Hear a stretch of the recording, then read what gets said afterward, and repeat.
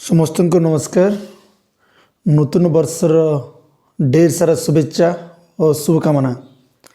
आज आम कथा आम समाजर एमती एक गभीर समस्या जहाँकि वर्तमान आम युवपीढ़ी आम छात्र छात्री मानक एक चिंतार विषय।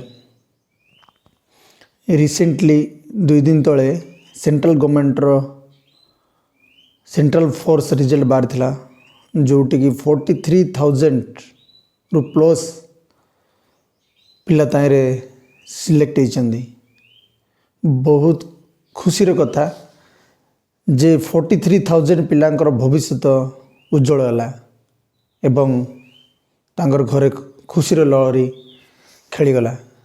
से बहुत सारा शुभेच्छा और शुभकामना। आम आखपाख गाँव मध्य गोटे गाँव आम पाख गाँव गोटे चाषी घर 2 छात्र बा 2 भाई से पोर्स निजुक्ति पाई से माने आमर गर्व एवं गौरव। से खुशीर लहरी भितरे हजार हजार छात्रंकर जीवन आरंभ करिवार स्वप्न मध्य चारकार है। से भितरे आम गाँर बाबू जहाँ मु बाबू बोली डाके से परीक्षा रे दे 2 मार्क रु से सिलेक्शन लिस्ट रु बाद पड़ता। दुखर विषय या नुहे जे से परीक्षा रे फेल है बा सिलेक्शन लिस्ट रु बाद पड़ा। दुखर विषय या होची से निजर कैरियर बनैबा फील्ड रू हरीगला।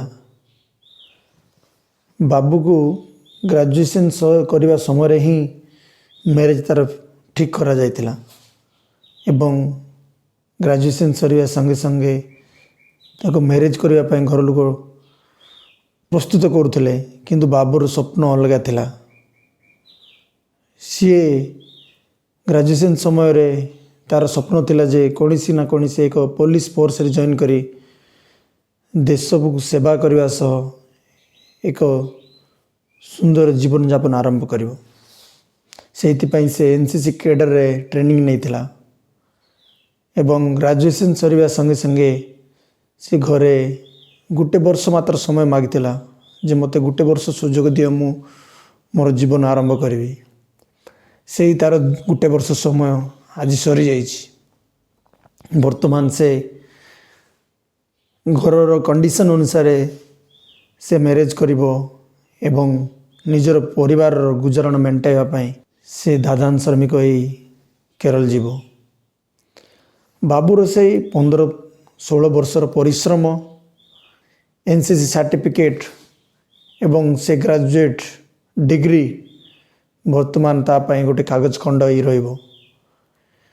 से वर्तमान केरल जाई दादान श्रमिक भाव में काम करी निजर परिवार गुजराण मेंटेन कर।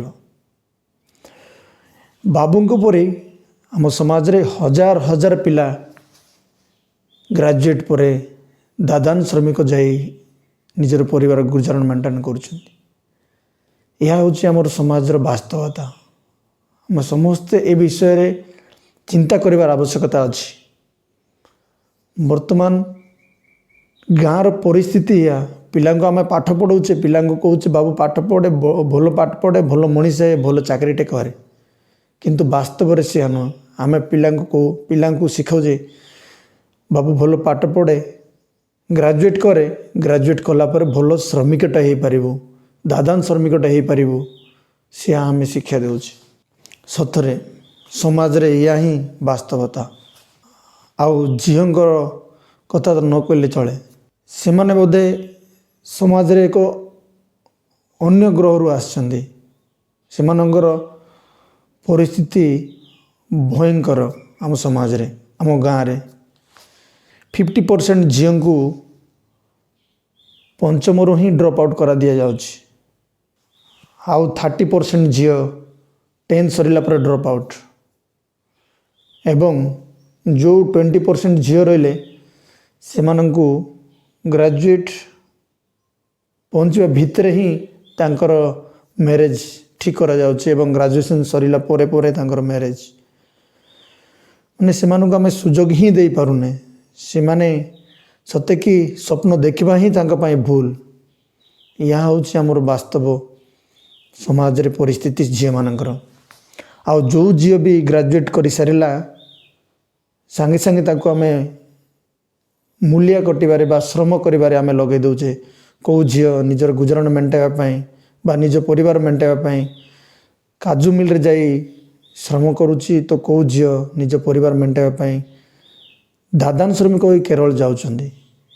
ସତରେ ଗାଁରେ ଏଇଆ ହେଉଛି ନିଜର ବାସ୍ତବତା, ଆମ ସମାଜର ବାସ୍ତବତା। ଅନେକ ଛାତ୍ର ଯାଇ ସେଇଠି ମୃତ୍ୟୁବରଣ କରୁଛନ୍ତି। ଅନେକ ଝିଅ ଅନୈତିକତାର ଶିକାର ହେଉଛନ୍ତି ବାହାରେ ଯାଇ। ନିହାତି ଏହା ହେଉଛି ଆମର ସମାଜର ଚିତ୍ର।